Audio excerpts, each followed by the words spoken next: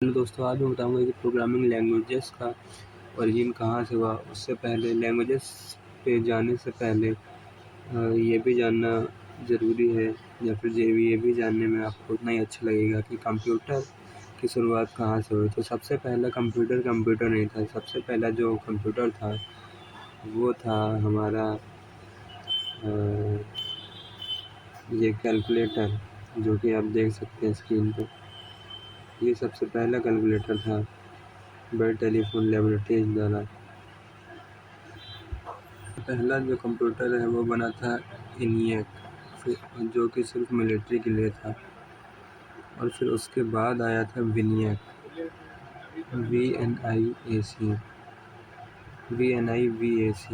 जो कि नॉर्मल लोगों के लिए और बिजनेस पर्पज़ के लिए आया था।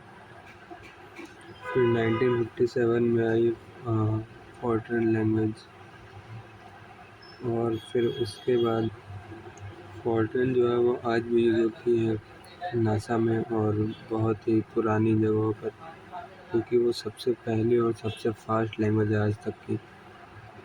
फिर 1958 में आई एल्गोल, जो कि अभी के लैंग्वेजेस का बेस है C++, जावा और ओप्स कॉन्सेप्ट जो आए हुए हैं, ये सब इन्हीं लैंग्वेजेस के थ्रू ड्राइव किए गए।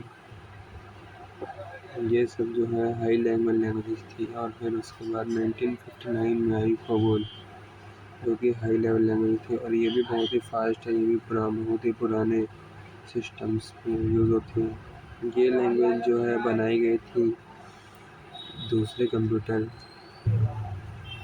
कोबोल जो है बनाई गई थी दूसरे कंप्यूटर यूनिवैक के लिए, UNIVAC, one of the first large scale electronic computer.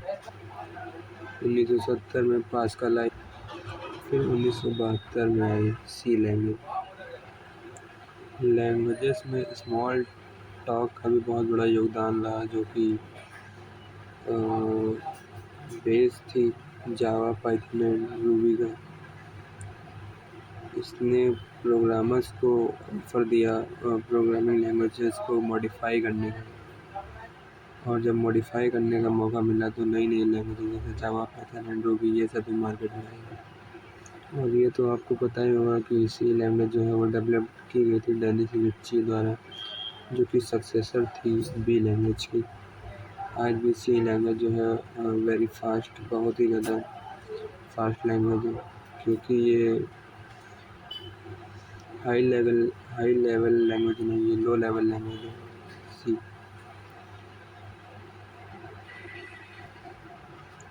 और उसी समय जो है SQL भी बनाई गई, जो कि डेटा को स्टोर करने के लिए और इजीली डेटा स्टोर करने के लिए। C++ एंड ऑब्जेक्टिव C जो है इंट्रोड्यूस की गई फिर 1983 में, और C++ को अवार्ड भी मिला था।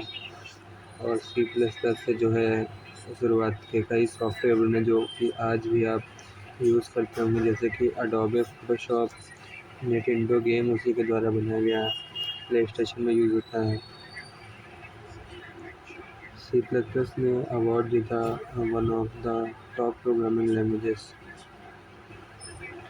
फिर उसके बाद आई पाइथन 1991 में, जो कि बहुत ही ज़्यादा ओप्स पे फोकस्ड।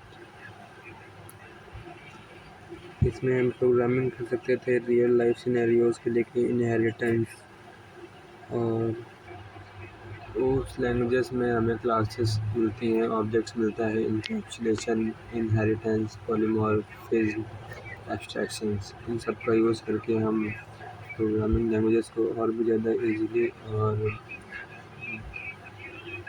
फिर 1995 में आई जावा स्क्रिप्ट।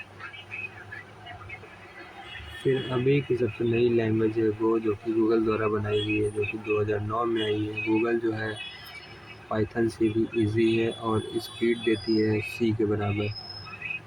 मतलब ये हाई लेवल लैंग्वेज भी है, इजी टू अंडरस्टैंड है, और इसकी परफॉर्मेंस भी बहुत ही ज़्यादा तेज़ है। जबकि पाइथन में जो है वो इजी लेवल है, इजी टू अंडरस्टैंड है, बट इसमें स्पीड जो है बहुत ही स्लो है। 2014 में आई स्विफ्ट, जो कि एप्पल के द्वारा डेवलप की गई थी। और स्विफ्ट तो यूज़ होती है एप्लीकेशन डेवलपमेंट के लिए और iOS डेवलपमेंट के लिए।